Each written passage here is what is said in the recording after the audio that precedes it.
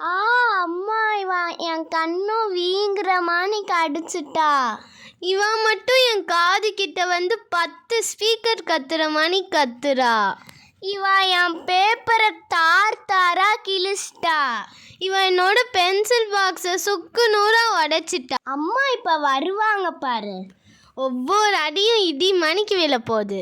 என்னது அடி இடியா? என்ன ரைமிங்காக பேசிக்கிட்டு இருக்கீங்களா? அம்மாவா என் கண்ணும் வீங்குற மாணிக்கு அடிச்சிட்டா. அப்புறம் என் பேப்பரை தார் தாரா கிழிச்சிட்டா. என் காது கிட்ட வந்து 10 ஸ்பீக்கர் கத்துற மணி கத்துறா. அப்புறம் என்னோட பென்சில் பாக்ஸை சுக்கு நூறா உடைச்சிட்டா. Very good. வெரி குட்டா. ஆமாம், இப்போ நீங்கள் சண்டை போடுறது மூலமாக ஒரு கிராமர் கற்றுக்கிட்டீங்க. அது என்னன்னு சொல்லவா?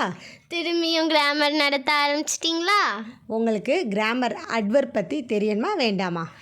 தெரியணும் தான், சொல்லுங்கம்மா. இப்போ நீங்கள் சண்டை போட்டது எப்படி சண்டை போட்டீங்க?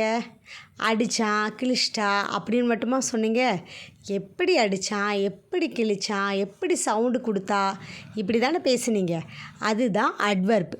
நம்ம ஒரு வெர்ப், நம்ம செய்கிற செயலை வந்து மிகைப்படுத்தி அளவுக்கு அதிகமாக இப்படி பண்ணினாங்க, அப்படி பண்ணினாங்க அப்படின்னு ஆங்கிலத்தில் நம்ம பேசுகிறதுக்கு யூஸ் பண்ணக்கூடியதான் அட்வர்ப்.